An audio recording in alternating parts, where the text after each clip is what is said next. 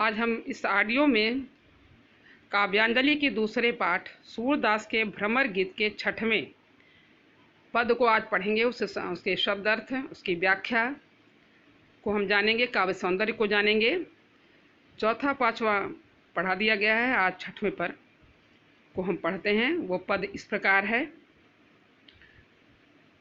हमारे हरिहारिल की लकड़ी, हमारे हरिहारिल की लकड़ी, मन क्रम बचन नंद नंदन उर यह दृढ़ करी पकड़ी। हमारे हरिहारिल की लकड़ी, जागत सोवत स्वप्न दिवस निसी, कान्ह कान्ह जकरी, कान्ह कान्ह जकरी। सुनत जोग लागत है ऐसो, ज्यों करुई ककरी। हमारे हरिहारिल की लकड़ी, सूतो व्याधि हमको लई आए, देखी सुनी न करी। यह तो सूरति नहीं लय सौंपो, जिनके मन चकरी। हमारे हरिहारिल की लकड़ी।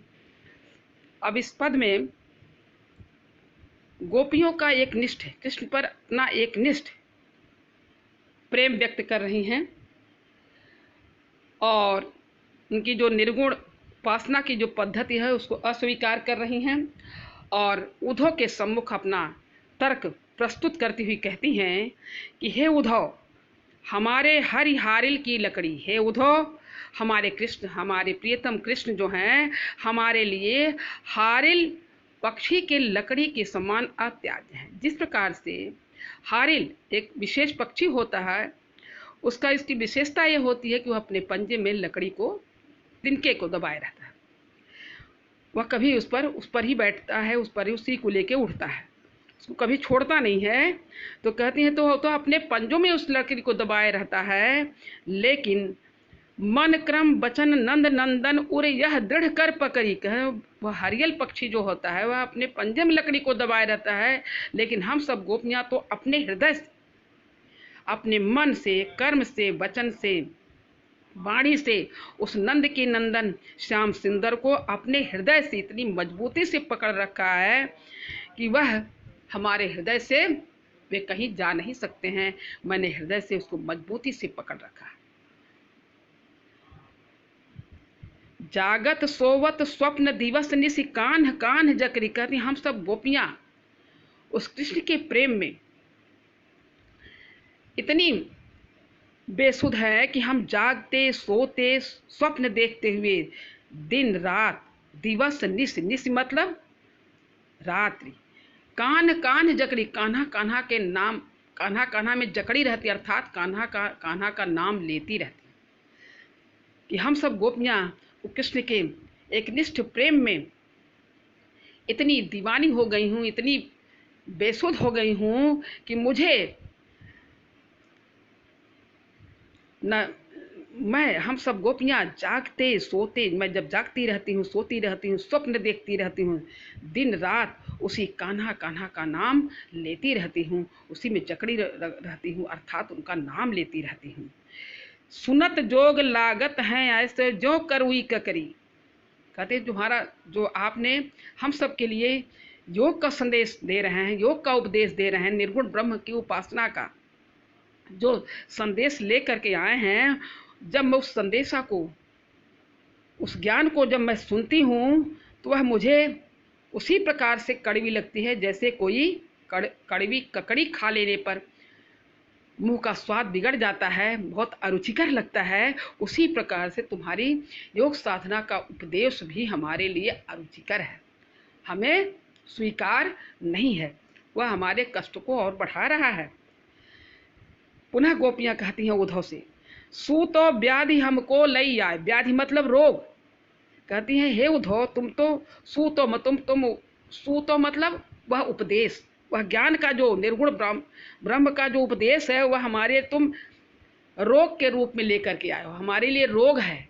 व्याधि मतलब रोग, वह रोग के रूप में हमें लेकर के हमारे लिए लेकर के आए हो। वह ऐसा रोग है जिसको मैंने न कभी देखा है, न सुना है, न उसके लिए कोई उपाय ही अभ्यास ही किया है। देखी सुनी न करी, मैंने अपने जीवन में कभी उसको देखा ही नहीं है, न उसके बारे में कभी सुना है, न उसके लिए मैंने कभी कोई अभ्यास ही किया है उसको पाने के लिए। वह तो हमारे लिए ऐसा लगता है कि तो हमारे लिए वह ज्ञान का उपदेश रोग के रूप में लेकर के आए हो।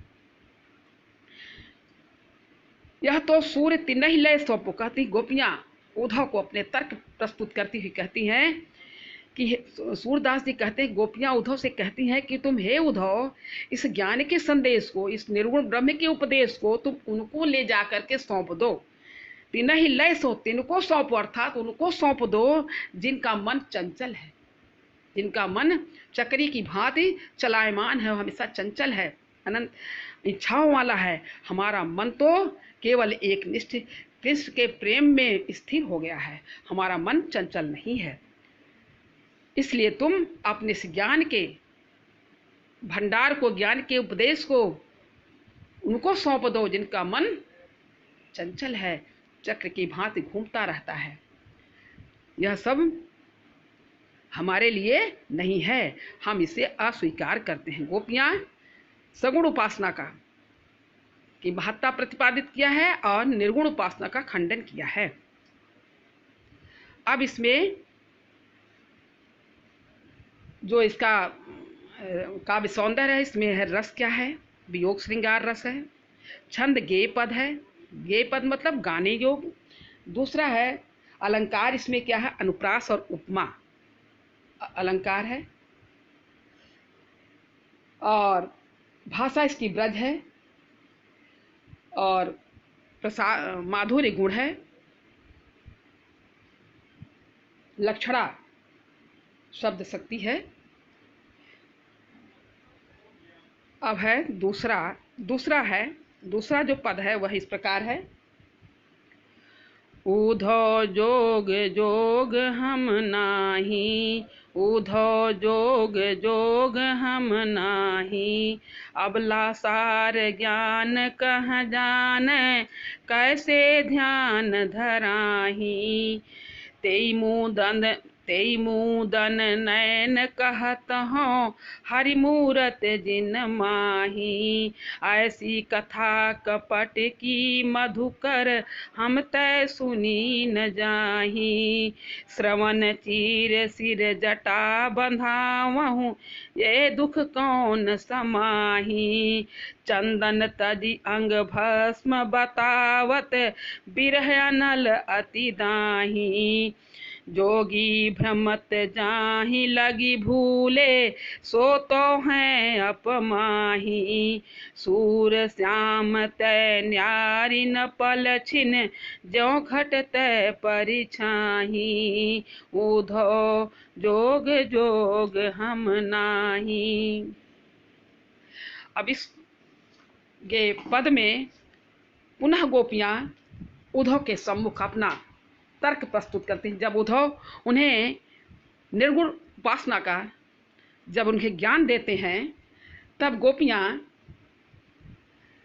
उद्धव से कहती हैं कि हे उद्धव, हम इस तुम्हारी इस योग साधना के लिए स्वयं को असमर्थ पाती हैं, हम असमर्थ हैं, तुम्हारी योग साधना हमारे लिए तुम्हारा असफल प्रयास है। इसमें जोग जोग शब्द में यमक अलंकार है, उद्धव जोग जोग हम नहीं है। पहले जोग का अर्थ है योग साधना, और दूसरे जोग का है योग, उसके लायक, उसके अनुरूप हम नहीं हैं। गोपियां उद्धव से कहती हैं कि हे उद्धव, हम स्त्रियां योग साधना की योग्य नहीं हैं, अबला, हम सब अबला हैं, नारियां हैं, अबला सार ज्ञान कह जाने, हम सब नारियां हैं, ज्ञान के तत्व को कैसे जान पाएंगी, कैसे समझ पाएंगी, और उस परम ब्रह्म को, तुम्हारे उस निर्गुण परम ब्रह्म को अपने ध्यान में कैसे धारण करेंगी। जब उसका कोई रूप आकार नहीं है तो उसको अपने ध्यान में कैसे धारण करेंगी। गोपियाँ उद्धव से कहती हैं कि हे उद्धव, हम सब गोपियाँ तुम्हारी योग साधना के योग्य नहीं हैं। हम नारियां हैं, तुम्हारे ज्ञान के सार को, तुम्हारे ज्ञान के तत्व को कैसे समझ पाएंगी, और तुम्हारे उस परम ब्रह्म को, निर्गुण परम ब्रह्म को अपने ध्यान में कैसे धारण करेंगी, जब उसका कोई रूप आकार नहीं है। फिर कहती हैं, तेई मूंदन नयन कहतो हरि मूरत जिन माही। हे उद्धव, तुम उस नेत्रों को मूंदने की बात, ढकने की बात करते हो, जिन नेत्रों में हमारे परम प्रिय श्याम सुंदर की मूर्ति जिनमें बसी हुई है, जिन आंखों में, उन आंखों को तुम मूंदने की बात करते हो, ढकने बंद करने की बात करते हो। तो कहती हैं, हमारे इस आंखों में, हमारे नेत्रों में प्यारे श्याम सुंदर की छवि समाई हुई है। फिर कहती हैं, ऐसी कथा कपट की मधुकर हम तय सुनी न जाही। कहती हैं, हे भ्रमर, मधुकर किसके लिए आया है? उद्धव के लिए आया है। भ्रमर गीत के प्रसंग में मैंने आपको बताया था कि मधुकर किसके लिए आया है? ये उद्धव के लिए आया है, क्योंकि उद्धव का रंग रूप भी भौंरा के समान है, इसीलिए उन्होंने उद्धव को मधुकर शब्द से संबोधित किया। कहती हैं, हे भ्रमर, हे उद्धव, हमें ऐसी कथा कपट की मत कहना। तुम कपट और छल भरी बातों को लेकर के हमारे सामने उपस्थित हुए हो, इसलिए कपट भरी बातें हमको मत सुनाओ। ये तुम्हारी बातें हम तय सुनी न जाईं, ये तुम्हारी बातें हमसे सुनी नहीं जाती हैं, हमसे सहन नहीं होती हैं, क्योंकि हमें पता है कि तुम हमारे सरस सुंदर श्याम को हमसे चालाकी से लेकर उनके बदले में अपना रूखा सूखा ब्रह्म ज्ञान हमारे पल्ले बांध देना चाहते हो। कह रही हैं कि हमें पता है तुम्हारी चालाकी, तुम्हारी छल कपट है, पता है कि तुम चालाकी से हमारे जो सरस सुंदर श्याम सुंदर है, उसके बदले में अपने रूखा सूखा यह ज्ञान का उपदेश हमारे पल्ले से बांध देना चाहते हो।